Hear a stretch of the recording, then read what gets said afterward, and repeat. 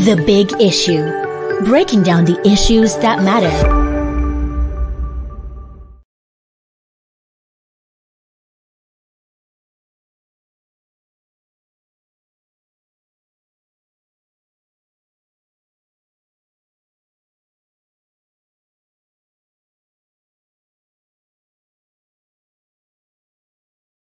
Thank you. Good evening. Since my return, we are meeting for the first time. Yeah, So it's nice to hear from you today. thank you very much. All right, viewers, today we shall be discussing some issues in the news and as well thereafter extray the forthcoming 2023 Kogi State governorship election if time permits. But without much ado, let's start with what we have for you on today's menu. The presidency has denied a planned salary increase for President Bola Ahmed Tinubu, his Vice President Kashim Shettima, governors, members of the National Assembly, and as well as judicial and some public servants in the country.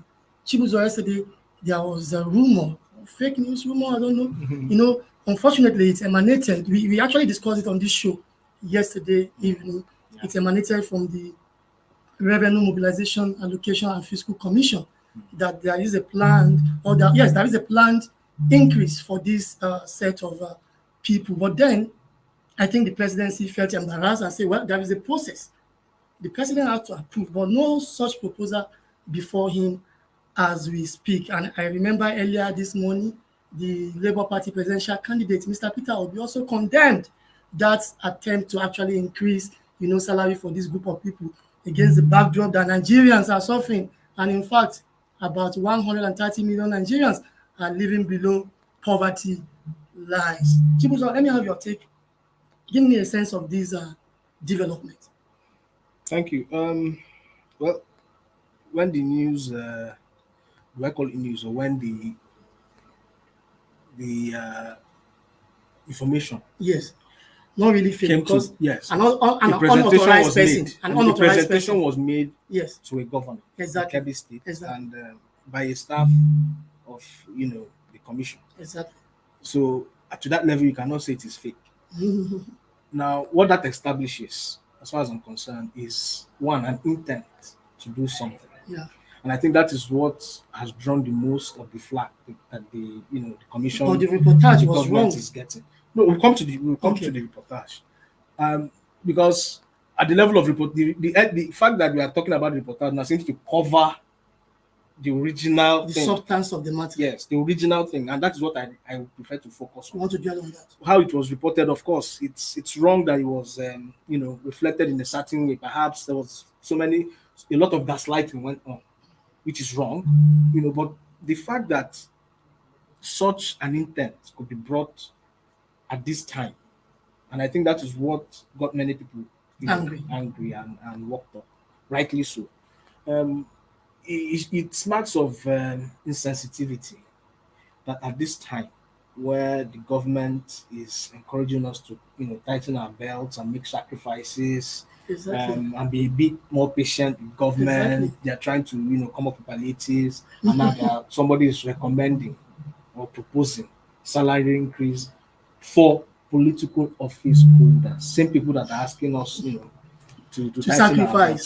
So it smacks of a lot of insensitivity on the one contradiction, irony, and I think it also raises the question of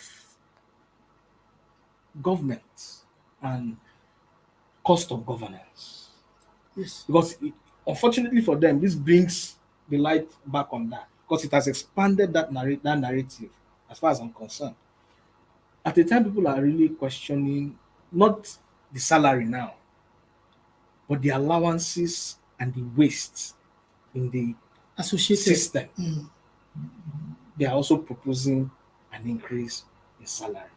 I think it smacks of insensitivity, and somebody has to be brought to make an explanation for why such a thing will be coming up at this time. No, now that the presidency under Bola Ahmed Tinubu has disassociated itself from this planned increase of salary for political office holders, judicial workers, and public servants. But should we actually take this with a pinch of salt? Do we believe this? Because you know why? I don't foresee a Tinubu presidency actually cutting costs. He just got approval recently from the Senate to appoint 20 special advisors. He has appointed 8 out of the 20. So 12 are on the line. We don't know who they will be. Then remember, the Constitution empower him to appoint at least one minister from the 36 states of the Federation, including the Federal Capital Territory, Abuja. That will be 37. And you don't even know whether in certain states you will go ahead and pick 2 or 3. So do you foresee cost of governance coming down under Tinubu, or to be the same story? Oh, I'll be a sorcerer to foresee something like that. Well, but I think it's good to put a couple of things in perspective. Every presidential systems are usually very expensive to Yeah, sure. compared to the parliamentary System. So I think it's good to have that on the table. Yeah.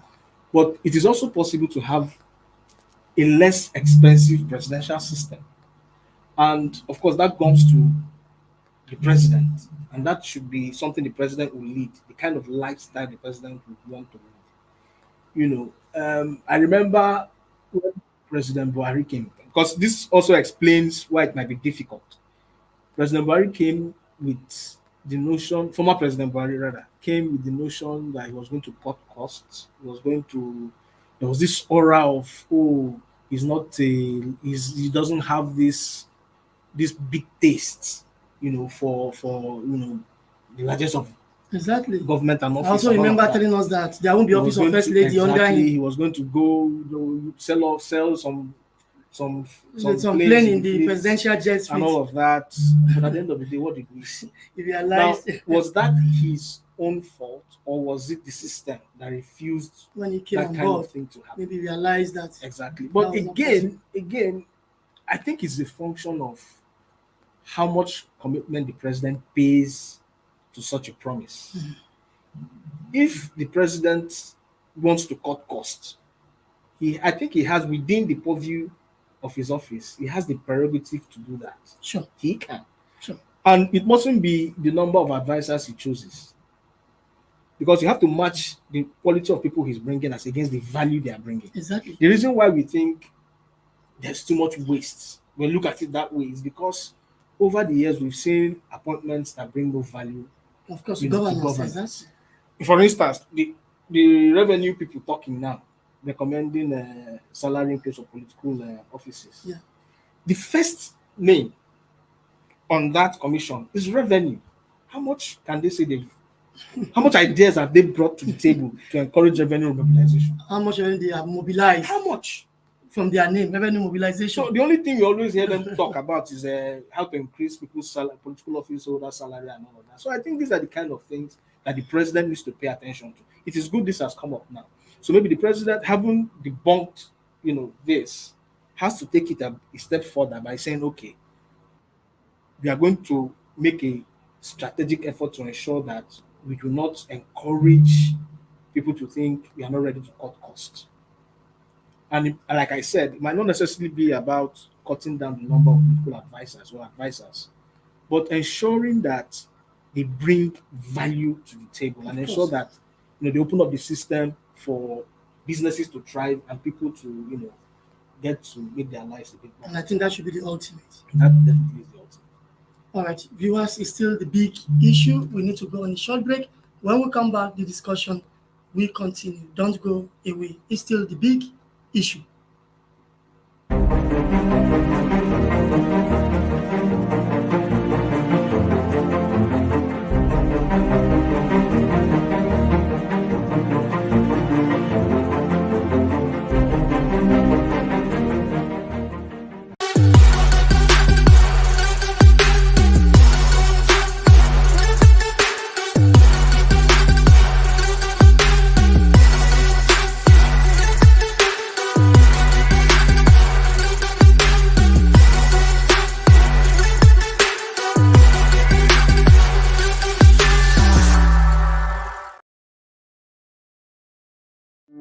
The Big Issue. Breaking down the issues that matter. Welcome back. It's still the big issue today, Thursday, 22 June 2023. My name is Bode Bariban. Of course, helping me so far to dissect some of the issues in the news is leadership political editor Chibuzo Ukaibe. Chibuzo, thank you for being with us thus far. Thank you, now, sir. Before we actually round up, let's quickly look at another issue that is at the front burner of national discourse, and that is the forthcoming governorship election in Kogi State, Imo State, and of course, Bayelsa State, which comes up in on November 11, 2023. Chibuzo, quickly give me an overview of this exercise. Well, like we all know, these are elections, off-season elections, Yes, and off-season elections could be very tricky. sure. Um, Tricky for the system. Let me use that expression. Tricky in the sense that um, we have often seen these elections become a lot more feisty and a lot more contentious. Because of course everybody wants to pay attention to what happens there. Now, on the specifics, in Imo State has been a very, very um, turbulent state in the past 3 or some years. Yeah. And it's to be very, very interesting to see how, all of the stakeholders will manage that process, putting in context the serious security challenges they have there. Um, the political actors have been, they appear to be in the mode of um, win at all cost. There's this win at all cost mentality that appears to be, you know, quite prevalent in that state, and it does not tell well, for a system that wants to, and it's not so different from what we have in Kogi, unfortunately. Kogi has also been a very, very, very, very sorry state when it comes to elections. It's a Some of hotspot. in fact, some of the most unimaginable scenarios have played out in Kogi. Imagine the woman, the PDP, Yeah, killed a 4 years woman leader ago. who was killed for it, and nothing has Was been done. done about Justice it. was not As wasn't we served. speak, nothing has been done. The state You know, government made no attempt to even prosecute this is the same anybody. state where Probably, a road, I don't know, maybe a road was allegedly severed in two okay, for during the political 2023 general election for political to reasons. trap Natasha, one of the candidates at home. And then we had the other one play That's the out height of along political intolerance. the Abuja Lokoja way where there was almost a shooter. Well, there was a shooter. Was there a Yeah, shooter? I was think there going to was a say shooter. that between the governor You know, and the SDP governorship SDP, candidate, SDP guy. Murtala Ajaka. These are not good signs at all. They don't tell well at all. Unfortunately, interestingly, Bayelsa that used to be a very hot spot appears to be Very quiet. quite and calm, nothing is, going into this. So it's going to be quite interesting how this election is turn out. And looking at the major contenders, for example, in Kogi State, you have three leading candidates: the PDP Yeah. governorship candidate, Senator Dino Melaye, the ruling party's candidate, Ahmed Ododo, Yeah. and of course the SDP governorship candidate, Murtala Ajaka. Yeah. They are very, very front runners at the front of this race. In Bayelsa, it will be the incumbent governor, Doye Diri, against the APC governorship candidate and the immediate past Minister of Petroleum, Minister of State for Petroleum Resources, Timipe Silva. And of course, in Imo, it's the same thing. It's likely to be a two-horse race between the incumbent governor, Hope Uzodinma, and of course, the PDP governorship candidate, Senator Samuel you Anyang, might also factor in the Labour Labour, Party guy. in Imo, In Imo. Labour Party guy. And that is the one-armed general, Achonu. Senator Atan Achonu. Okay, yeah. So in Imo, it's likely to be a three-horse race. In Kogi, also three-horse race. While Bayelsa, of course, definitely it will be Straight out to us. two-horse race. Now, if you take these candidates one after the other, in Bayelsa, I don't think Doyejiri, the incumbent governor, has been known to be violent in his political journey. The same thing with the APC governorship candidate and former minister Timipe Silva.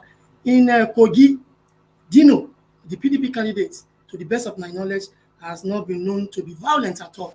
We know his history, how he rose from House of Rep to the Senate, and now he wants to become the next governor of Kogi State in order to have the first southwestern governor from the state. That is Dino. He has not been known to be violent. And that may not be said from the other side. The same thing in Imo, you know what has happened since after the assumption of office of Hope Uzodinma, prison break, and the rest of them bombing, and the rest of them. But we can only keep our fingers crossed and see how the exercise will pans out in all the states. Now, I don't know. Do you want to forecast or not? No, I think it's a bit too early to make a forecast. Okay. But all we can say at this point is to beam the spotlight on, going on INEC. Yes, INEC the electoral umpire and the security agency. Their role matter. They can't afford to drop the ball at this point. Exactly. Considering what we just had in the last, general elections, 2014, the 2013 general, 2023 general elections that just happened. INEC cannot afford to drop the ball again. At least the Mahmoud Jega INEC cannot afford to drop the ball again. I won't necessarily focus on the claims and counterclaims as to what was announced, what wasn't announced. No, but I'm going to focus on the logistics. They should be able to learn from the mistakes made in the last elections. And materials have to arrive early. Materials just have to arrive early. Kogi, for instance, we saw the violence that played out in Kogi, even in this last general election. Yeah, exactly. So these are things the security agencies should pay attention to. They should pay attention to that. Pay attention to that in Kogi. Pay attention to that in Imo. Then for Bayelsa, they should ensure that they maintain it as it is. But ultimately, it comes back to the political, And they should take logistic concerns serious in Bayelsa because of the riverine area. You have to reach them, and you must reach them safely. Absolutely. But ultimately, it comes down to the political actors. Every person that is a front, person in this election has to manage himself very well. And by manage, I mean, do not see the election as a do or die affair. It is a contest for who has a better idea. Exactly. Whoever has the best idea should win. It shouldn't be a do or die matter. And well, you might say I'm picking on Kogi but because in all these three elections, you have two incumbents, an incumbent in Bayelsa, an incumbent in contesting, so it's understandable.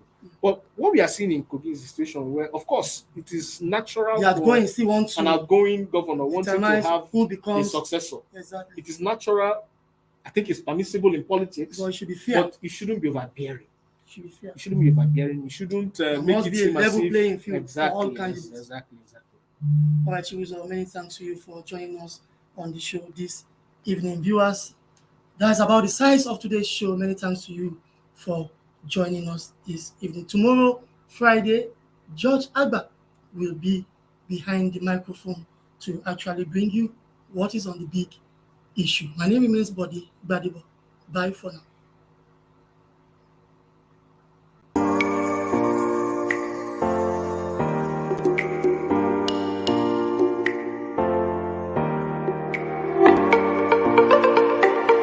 Thank you for watching. For sponsorship and advert placements, please contact 080-3688-6158. Last Word Leadership Podcast Studio.